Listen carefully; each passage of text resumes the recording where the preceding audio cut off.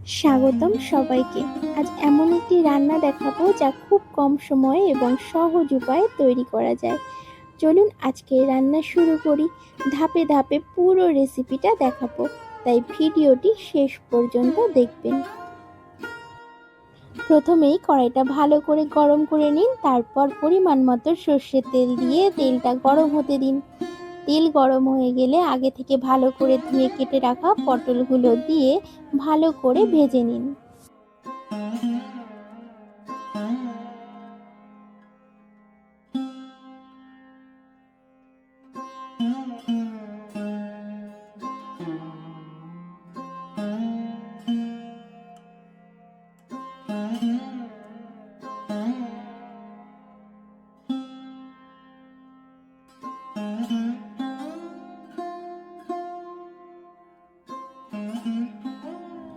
পটলগুলো চারদিক থেকে সুন্দর করে লালচে রং হওয়া পর্যন্ত ভেজে নিন। এরপর একটি পাত্রে তুলে রাখুন।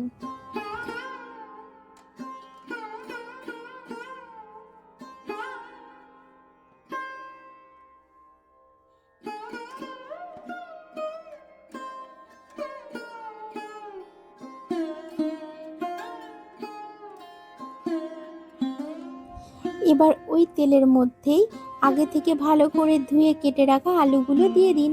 মাঝারি আঁচে নেড়ে চেড়ে সব দিক থেকে সুন্দর করে হালকা সোনালি রং হওয়া পর্যন্ত ভেজে নিন। এতে আলুগুলো দেখতেও সুন্দর হবে এবং রান্নার স্বাদও আরও বেড়ে যাবে।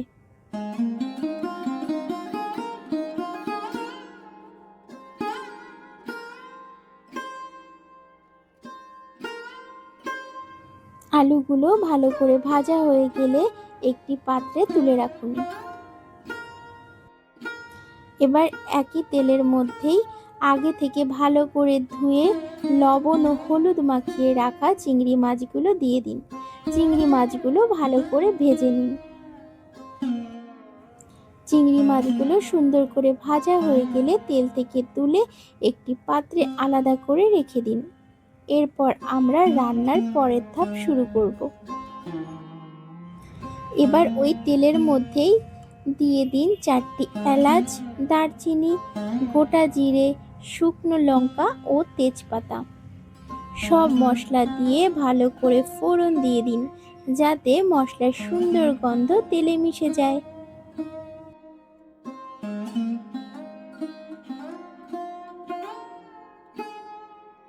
মশলাগুলো একটু ভাজা হয়ে গেলে সুন্দর গন্ধ বের হলে এর মধ্যে আগে থেকে কুচি করে কেটে রাখা পেঁয়াজগুলো দিয়ে দিন। পেঁয়াজগুলো ভালো করে নেড়ে ভেজে নিন।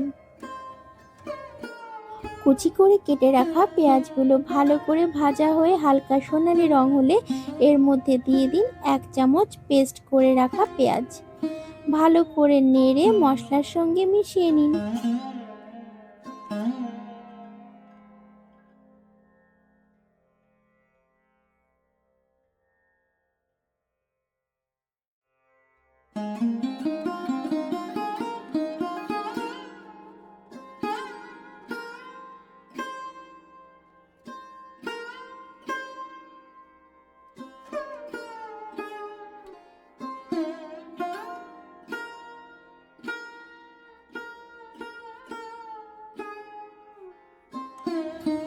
পেঁয়াজগুলো ভালো করে ভাজা হয়ে নরম ও হালকা সোনালি রং হলে এর মধ্যে দিয়ে দিন 1 চামচ আদা ও রসুনের পেস্ট। এবার ভালো করে নেড়ে চেড়ে ভেজে নিন, যাতে আদা আর রসুনের কাঁচা গন্ধ চলে যায় এবং মশলার সঙ্গে ভালোভাবে মিশে যায়।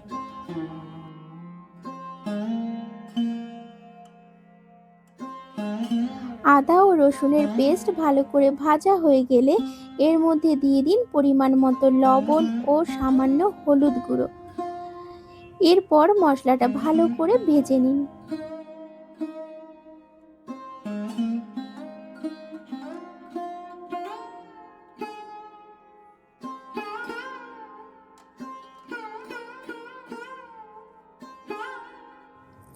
মশলাটা ভালো করে ভাজা হয়ে গেলে এর মধ্যে দিয়ে দিন আগে থেকে পেস্ট করে রাখা টমেটো। এবার টমেটোটা ভালো করে ভেজে নিন, যতক্ষণ না টমেটোটা ভালোভাবে নরম হয়ে আসে।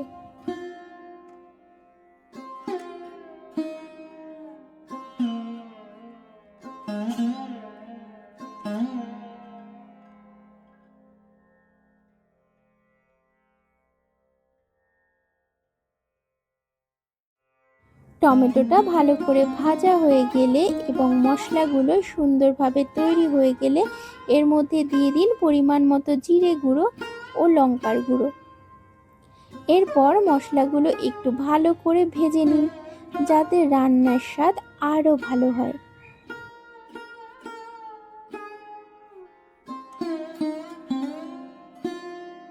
মশলাটা ভালো করে ভাজা হয়ে গেলে এর মধ্যে দিয়ে দিন সামান্য পরিমাণ হালকা গরম জল।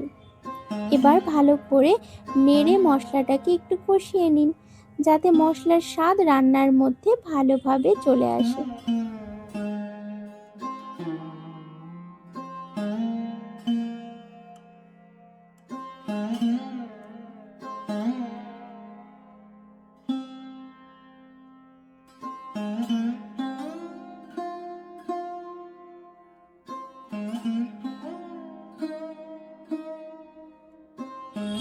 বেশ কিছুক্ষণ নেড়ে চেড়ে মশলাটাকে ভালো করে কষিয়ে নিন। এরপর এর মধ্যে দিয়ে দিন 3টে কাঁচা লঙ্কা। এবার ঢাকনা দিয়ে কিছুক্ষণ ঢেকে রাখুন যাতে মশলাটা ভালোভাবে কষে আসে এবং মশলা থেকে তেল ছেড়ে যায়। এতে রান্নার স্বাদ আরও সুন্দর হয়। 3 থেকে 4 মিনিট পর ঢাকনাটা খুলে মশলাটা একবার ভালো করে নেড়ে নিন যাতে নিচে লেগে না যায়। এরপর দেখুন মশলা থেকে যখন তেল ছেড়ে আসবে তখন বুঝবেন মশলাটা ভালোভাবে কষানো হয়ে গেছে। এবার এর মধ্যে দিয়ে দিন আগে থেকে ভেজে রাখা পটল ও আলুগুলো।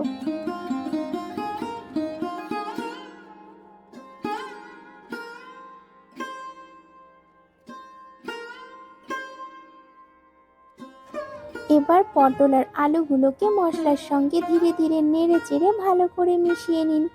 কিছুক্ষণ সময় নিয়ে কষাতে থাকুন যাতে মশলার স্বাদগুলো পটল আর আলুর গায়ে ভালোভাবে লেগে যায়।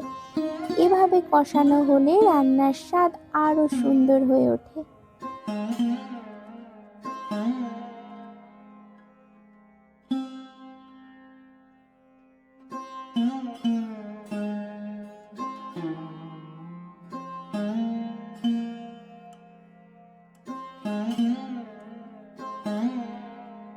পটল আর আলুগুলো ভালো করে কষানো হয়ে গেলে এবার এর মধ্যে দিয়ে দিন পরিমাণ মতো জল। জল দেওয়ার পর কিছুক্ষণ ফুটতে দিন যাতে ঝোলটা সুন্দরভাবে তৈরি হয়ে আসে। এরপর আগে থেকে ভেজে রাখা চিংড়ি মাছগুলো দিয়ে দিন। চিংড়ি মাছ দেওয়ার পর ঢাকনা দিয়ে বেশ কিছুক্ষণ ঢেকে রাখুন। এই সময় ঢাকনা দিয়ে ঢেকে কিছুক্ষণের রান্না হতে দিলে এতে আলু, পটল আর চিংড়ি মাছগুলো ভালোভাবে সেদ্ধ হয়ে যাবে এবং রান্নাটা সুন্দরভাবে তৈরি হয়ে আসবে। সব কিছু ভালোভাবে রান্না হলে স্বাদও আরও ভালো লাগবে। এইবার ঢাকনা খুলে দেখুন আজকের মজাদার পটল চিংড়ির রান্না একদম তৈরি। সুন্দর স্বাদ, ঘ্রাণ আর মশলার চমৎকার সমন্বয়ে তৈরি হয়েছে আমাদের আজকের এই রান্না। আশা করি এই সহজ ঘরোয়া রেসিপিটা আপনাদের সকলের ভালো লাগবে এবং আপনাদের বাড়ির প্রিয় মানুষদেরও খেতে ভালো লাগবে। তো বন্ধুরা, আজকের এই পটল চিংড়ির রান্নাটা আপনাদের কেমন লাগলো সেটা অবশ্যই কমেন্ট করে জানাবেন। আপনাদের মতামত আমার কাছে অনেক মূল্যবান, কারণ আপনাদের ভালোবাসা ও উৎসাহই আমাকে আরও নতুন নতুন রান্নার রেসিপি নিয়ে আসার অনুপ্রেরণা দেয়। যদি আমার এই আজকের এই রেসিপিটা ভালো লেগে থাকে তাহলে অবশ্যই লাইক করবেন, আপনাদের পরিচিত মানুষদের সঙ্গে শেয়ার করবেন এবং এমন আরও সুন্দর ঘরোয়া রান্নার ভিডিও দেখতে আমার চ্যানেলটি সাবস্ক্রাইব করে পাশে থাকবেন। আপনাদের জন্য সবসময় চেষ্টা করি সহজ উপায়ে ঘরোয়া স্বাদে এবং ভালোবাসা দিয়ে রান্নার রেসিপি তুলে ধরতে। আশা করি আগামী দিনেও আপনাদের এমনই ভালোবাসা ও সমর্থন পাবো। সবাই ভালো থাকবেন, সুস্থ থাকবেন এবং নিজের পরিবারের সঙ্গে আনন্দে থাকবেন। আবার দেখা হবে নতুন একটি সুস্বাদু রান্নার রেসিপি নিয়ে। নমস্কার।